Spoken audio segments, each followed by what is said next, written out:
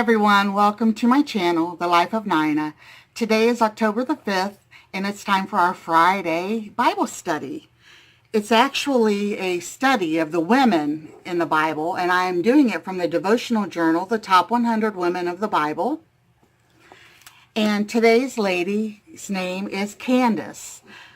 Her story is found in Acts chapter 8, verse 27. So I'll go ahead and get that started. And he arose and went, and behold, a man of Ethiopia, an eunuch of great authority under Candace, queen of the Ethiopians, who had the charge of all of her treasure, and had come to Jerusalem for to worship.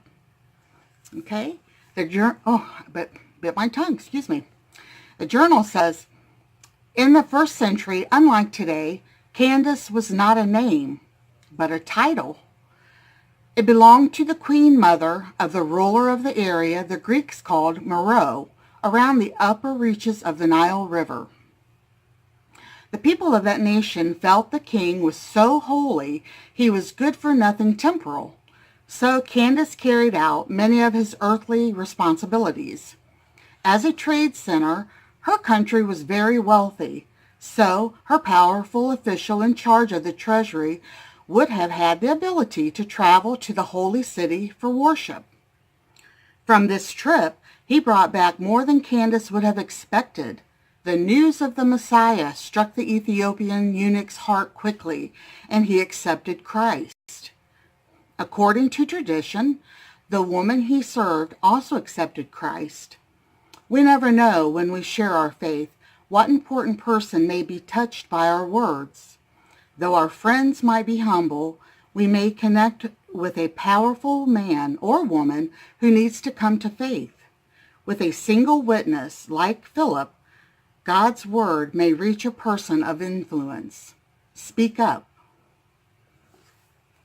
That's really good. Very, very, very true. And this time, day and age, I think it's very, very important that we speak up and we share our faith. You know, everyone has said for many, probably hundreds of years, maybe thousands. Christ has been gone a little over 2,000 years. So ever since that day, people have been looking for his return, and he is returning. But we don't know when. So I think that it's just got to be getting closer. You know, with all the years that have passed, it's just got to be getting closer. So it's our time to not be either afraid, not be scared, just to be more bold in the word, I guess. I don't mean to go out and be, you know, I think we all know somebody, maybe more than one, that they seem like they're, what is the word that I'm trying to look for this morning?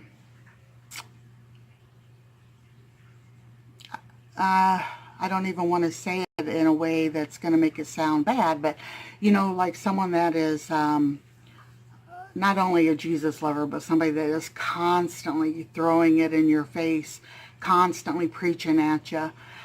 If you watch, a lot of times those type of people stumble and fall on their walk, and you know, they'll come out real strong when they first are believers, but don't always follow the people that are screaming the loudest.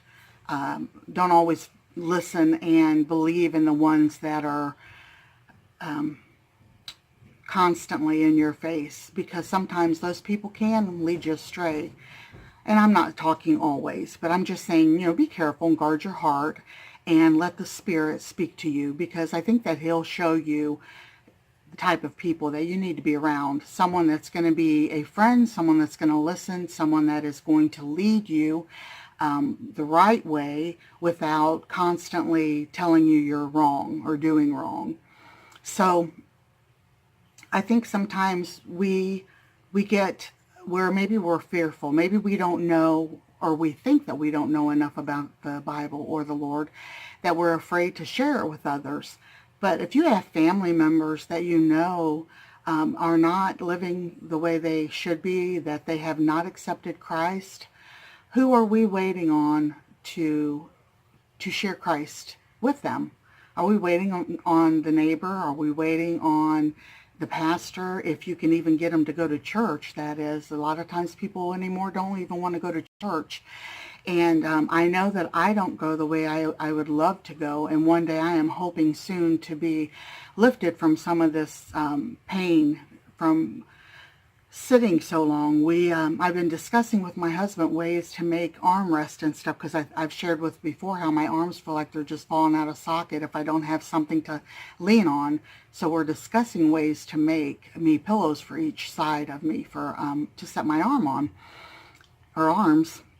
But anyway, if this wasn't about me, I just wanted to say, so if we aren't sharing the gospel with our loved ones, with our friends, with our co-workers, and I don't mean, like I said, I don't mean in your face type of ways.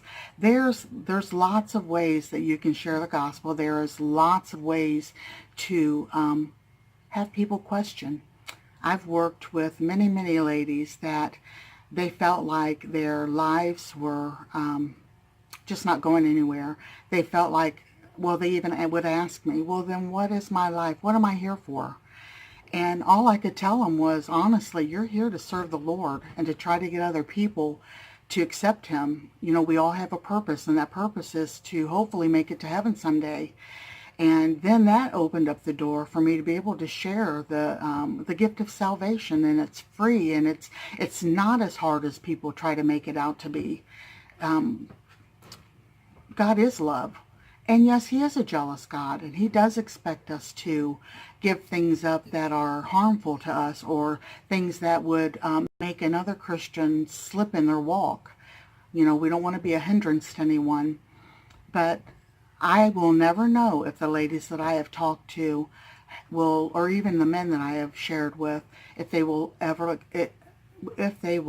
accept Christ.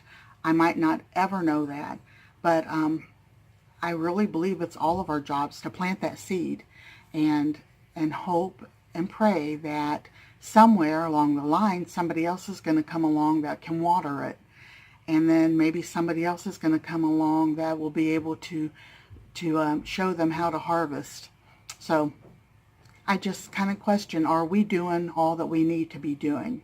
I can honestly say no. There's so much more that I could be doing.